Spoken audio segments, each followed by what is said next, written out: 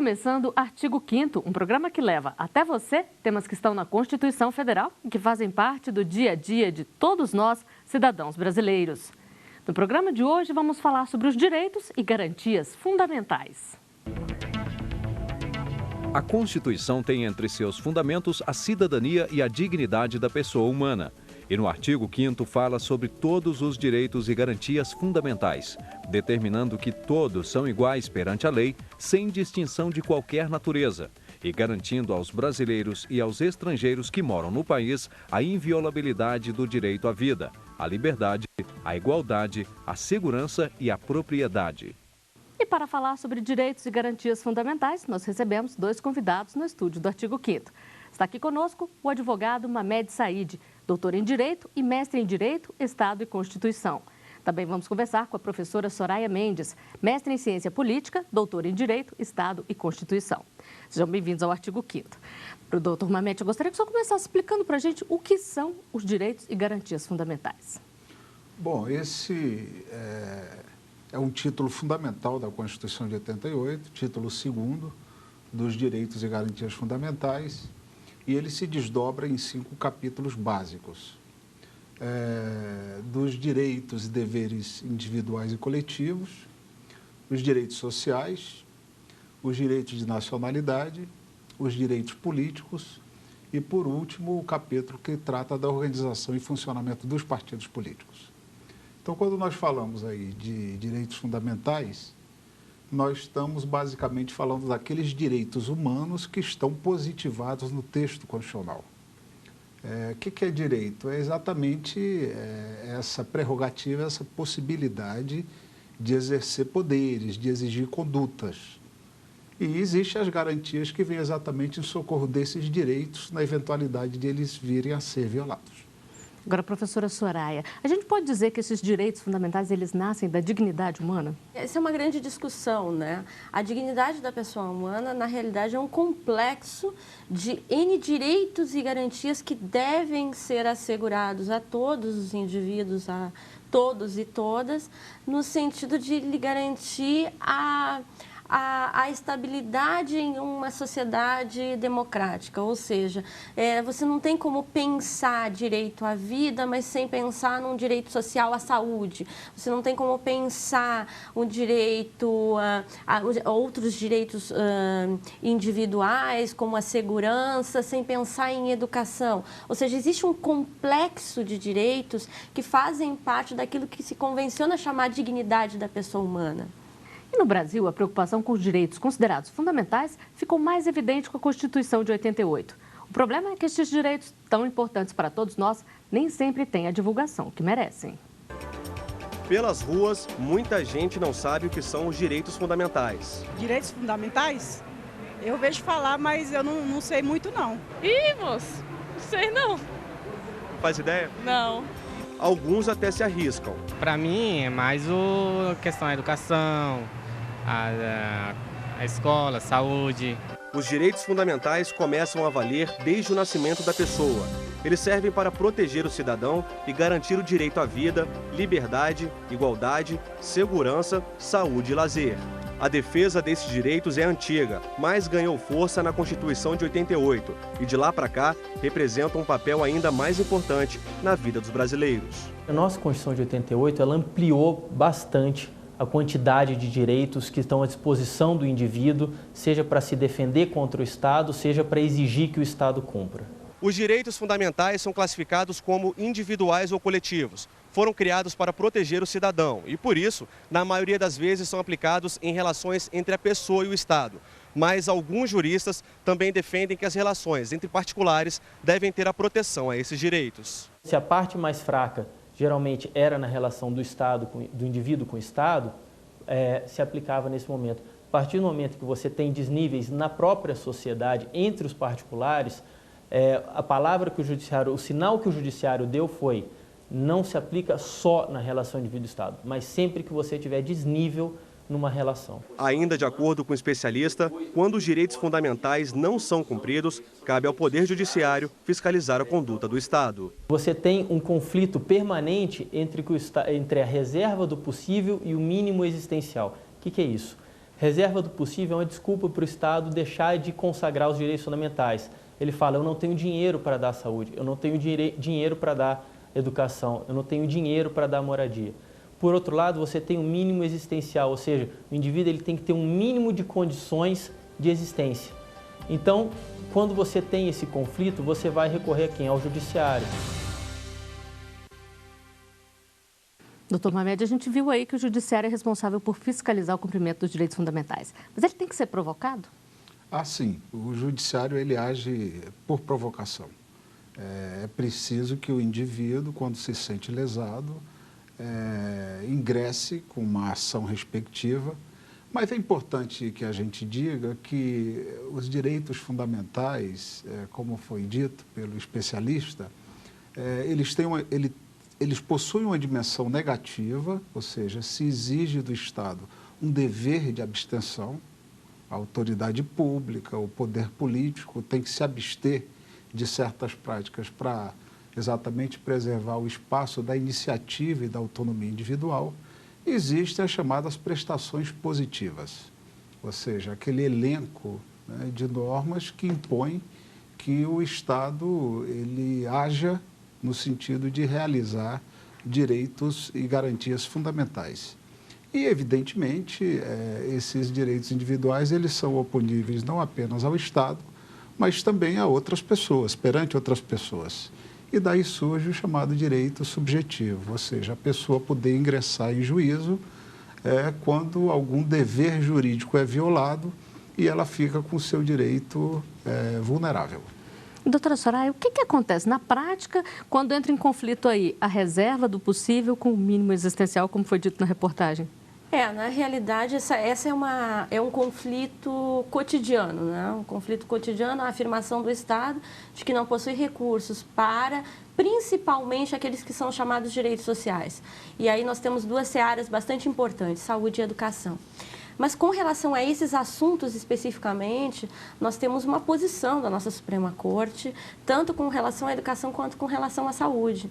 No sentido de que a alegação da reserva do possível, que coloca naquela seara de decisões que são decisões terríveis, ou seja, se invisto em uma determinada política, não tenho dinheiro para uma outra, esta alegação, ela encontra um limite no mínimo existencial.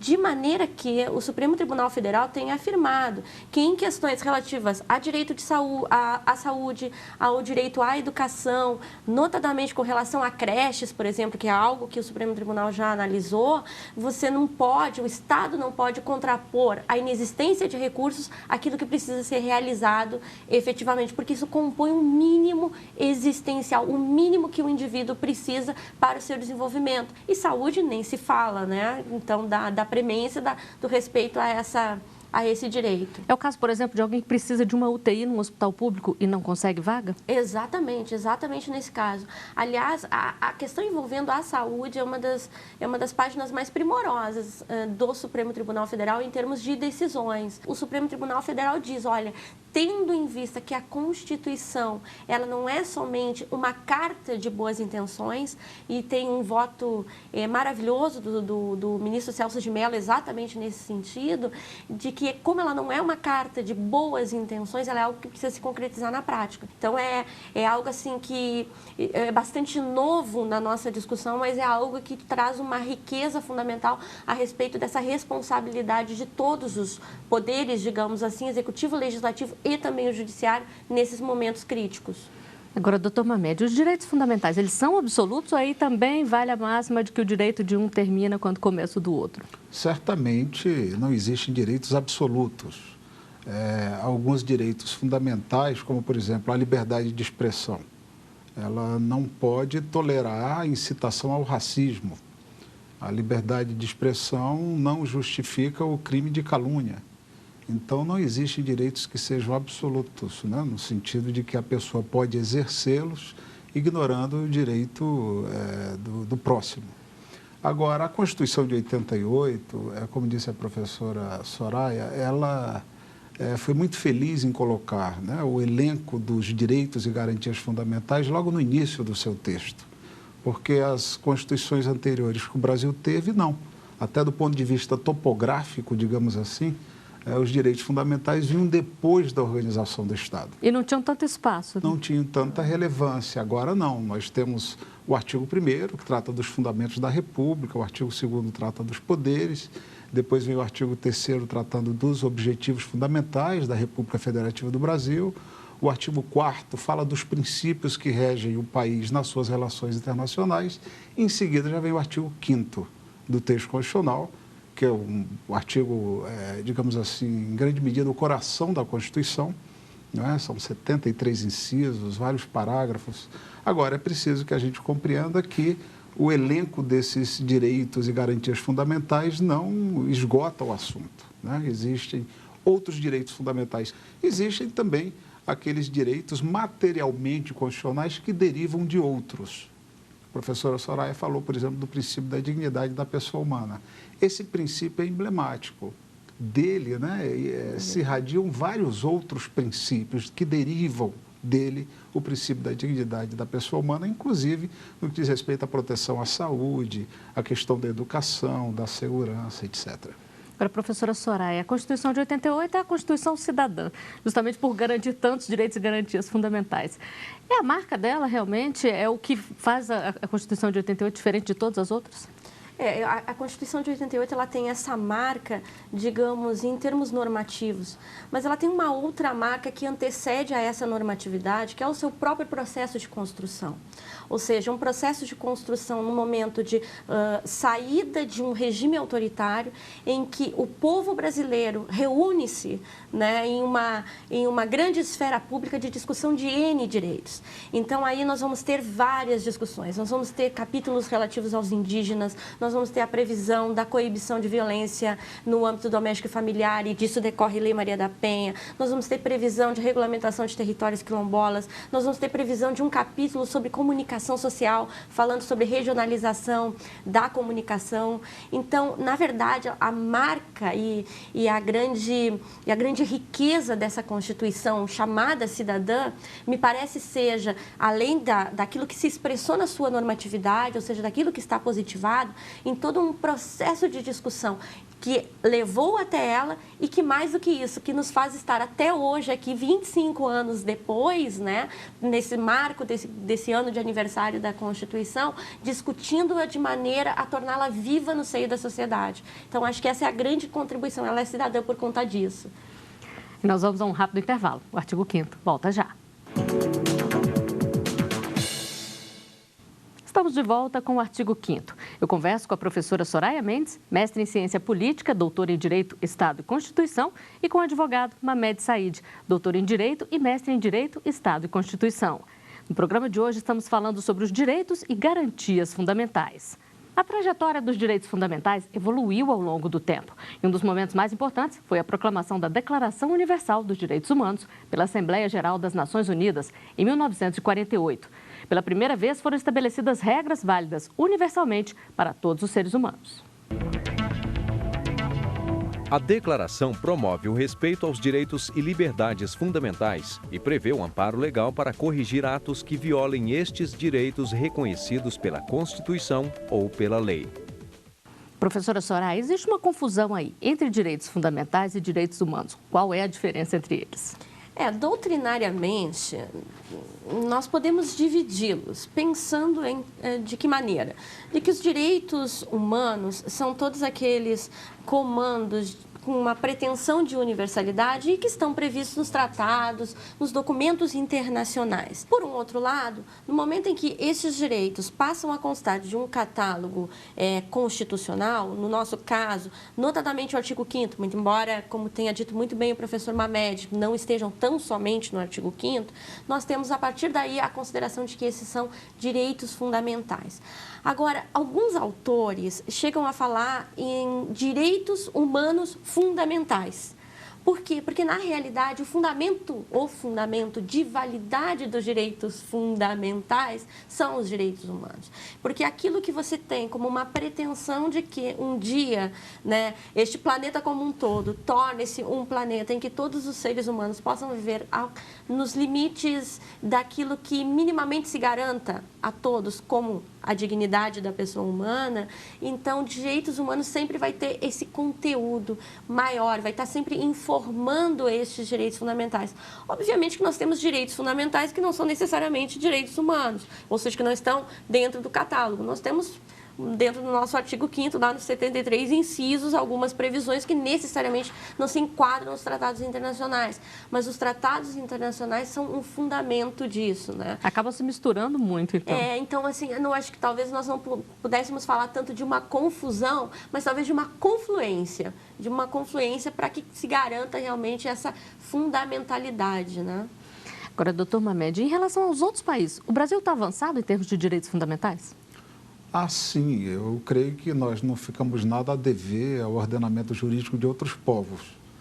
Na verdade, em que pese esse aspecto cidadão da Constituição de 88, realmente a melhor das constituições que nós já tivemos, uma das melhores constituições do planeta, em que pese isso, desde a Constituição de 1824, a Constituição Imperial, a primeira Constituição brasileira, que nós já temos um catálogo de direitos fundamentais. Alguns deles que foram reproduzidos em todos os textos e que ainda estão hoje na Constituição de 88.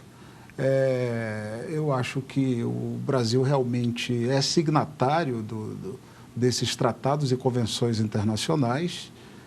Sempre tivemos uma presença muito marcante, seja a nível de Nações Unidas. Basta ver que todos os anos a Assembleia Geral da ONU é aberta com pronunciamento do ministro das Relações Exteriores do Brasil. É uma tradição que se mantém. Nós temos também uma juíza que tem assento no Tribunal Penal Internacional, que é uma importante instância internacional que cuida exatamente desses crimes de genocídio, de lesa humanidade. Enfim, nós temos digamos assim, uma presença que nos coloca realmente na vanguarda, e eu acho que o momento que o país vivencia, né, de buscar cada vez mais tornar efetiva essa Constituição cidadã, demonstra que nós não ficamos atrás de qualquer outro país no que diz respeito à positivação desses direitos. Professora Soraya, o que é direito fundamental? Em uma determinada época, para uma determinada civilização, às vezes não é para outra. Isso significa que os direitos fundamentais podem variar de acordo com a época e com a região? Pode sim, porque se nós tomarmos a nossa própria história constitucional, desde a Constituição de 1824, 1891 e em diante, até chegarmos à nossa Constituição atual, nós vamos perceber que em alguns momentos, alguns direitos estavam garantidos e em outros momentos não. Principalmente numa história que é uma história, infelizmente, gravada por períodos ditatoriais como é a nossa.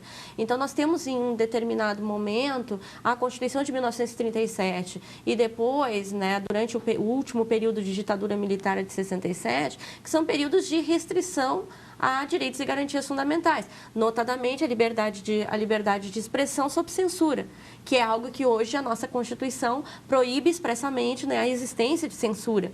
Então, isso faz parte de um caminhar histórico, mas que também precisa ser visualizado sob essa perspectiva política do momento em que se encontra cada uma dessas grandes comunidades, como no nosso caso a brasileira. Importante é pensar direitos fundamentais sempre com a noção de democracia e de que democracia não é algo nunca acabado. É um processo. Então, é um processo de radicalização contínua, porque sempre existirão mais direitos a serem concretizados. Então, isso faz parte dessa construção toda. E nas ruas, as pessoas falam sobre os direitos e garantias fundamentais. A equipe do Artigo 5º foi conferir as opiniões. Acho que é importante, sim, porque já tendo lei e tendo uma Constituição que já é um pouco falha, as coisas não funcionam, então eu acho que tem que ter para pressionar para que as coisas aconteçam mesmo no país. Para que tenha uma eficiência, eu acredito que precise ter algo específico voltado para essa área, né? Que garanta e que cumpra, não só que garanta, mas tem que ser cumprido, que é o que infelizmente a gente não vê. O cidadão tem seus direitos reservados, tanto como qualquer estado, qualquer cidade, país, tem os seus direitos. Por exemplo, você não pode estragar o órgão público, né? Você tem que preservar aquilo. Uma cidade tem que te dar o direito de você poder ter acesso à saúde, transporte, cidadania normal. Isso é bom para a sociedade, para a população brasileira. Não tenho dúvida nenhuma que isso é importante.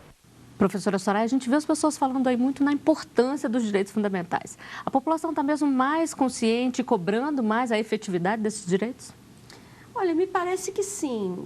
Recentemente nós vivemos um período em que grandes contingentes populacionais foram às ruas reivindicar com N bandeiras, né? Com demandas de toda a ordem. E isso faz parte de uma compreensão de um outro direito que também é fundamental, que é o direito de participação no processo político como um todo. Então, eu acho que esses momentos são momentos em que nós conseguimos visualizar essa participação, mas não que isso também não esteja já no DNA de toda uma nova geração, né, surgida desde 1988, nesses últimos 25 anos.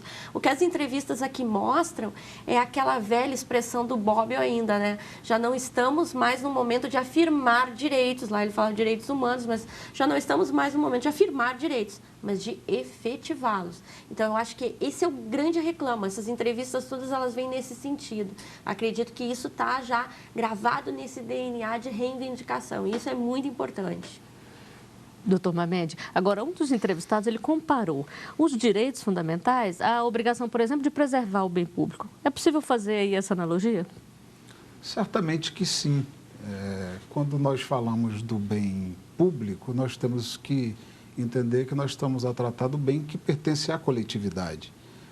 A autoridade pública, a administração pública é apenas a gestora desse bem. Então, quando nós tratamos aí dessa categoria dos chamados direitos coletivos, dos direitos difusos, nós estamos tratando de direitos que pertencem indistintamente a todos os membros da coletividade. Porque eu acho que é interessante a gente resgatar um pouco como que a gente chega ao momento atual no processo evolutivo dos direitos humanos. Quando surgem os estados nacionais, a partir do século XVI, século XVII, surgem ali os chamados direitos de primeira geração, que são esses direitos à vida, à liberdade, mais da esfera individual, à segurança, à propriedade. No segundo momento, você tem os chamados direitos de segunda geração, que são os direitos sociais e econômicos. Não apenas tem uma dimensão negativa, que exigem um dever de abstenção, né, do Estado, mas também uma dimensão positiva, no sentido de que o Estado tem que trabalhar para realizar, para concretizar, né, a questão da educação, da saúde, etc. Vem os direitos de terceira geração, o direito ao meio ambiente, por exemplo, a Soraya estava falando, como a Constituição de 88 inovou, ela é a primeira das constituições brasileiras a ter um capítulo sobre meio ambiente, que é um direito de terceira geração. E até já se fala de uma quarta geração de direitos fundamentais. Uma geração não exclui a outra, na verdade é um processo acumulativo.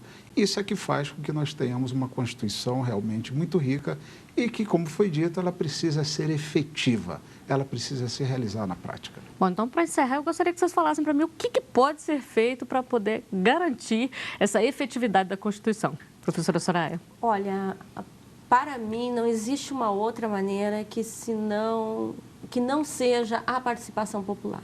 Seja através dos instrumentos que estão garantidos na Constituição, referendo, plebiscito, iniciativa popular mesmo, previsto lá no artigo 14, como exercício da soberania, mas principalmente com a participação ordeira, enfim, mas nas ruas, ou seja, de reivindicações na própria esfera pública. Uma nação se constrói dessa forma. E tratemos mais nos termos da Constituição uma sociedade livre, justa e solidária, como pretende ser, né, a sociedade brasileira, ela se constrói dessa forma. Doutor Mamed. Certamente, eu acho muito salutar, né, que as pessoas se manifestem, ocupem as ruas, como aconteceu basicamente no mês de junho, né, de 2013, um mês emblemático. Daqui a algumas décadas vai estar olhando para trás e está se falando, né, desse momento tão rico no fortalecimento da democracia brasileira, mas por vezes eu me preocupo também com o desgaste que a chamada democracia representativa está tendo. Porque a Constituição é muito clara quando ela diz, né, todo poder emana do povo, que o exerce por meio de representantes eleitos ou diretamente nos termos da Constituição. Com esses instrumentos a que se referiu a professora Soraya. Plebiscito, referendo, iniciativa popular de lei, apropriação popular. mas existe realmente um desgaste da democracia representativa que eu acho que é preocupante. Nós temos que fortalecer, sim, os partidos políticos, eles são instrumento da democracia, temos que fortalecer as entidades de classe, as associações, né, os grupos representativos da sociedade, porque realmente não dá para nós exercermos a democracia apenas indo para as ruas. Bom, com essa constatação, nós chegamos ao final de mais um Artigo 5º. Professora Soraya, doutor Mamed, eu agradeço a presença de vocês aqui conosco. E lembro que você também pode fazer parte do nosso programa, mandando sugestões para o e-mail artigo5@stf.jus.br. A gente se vê na semana que vem. Até lá!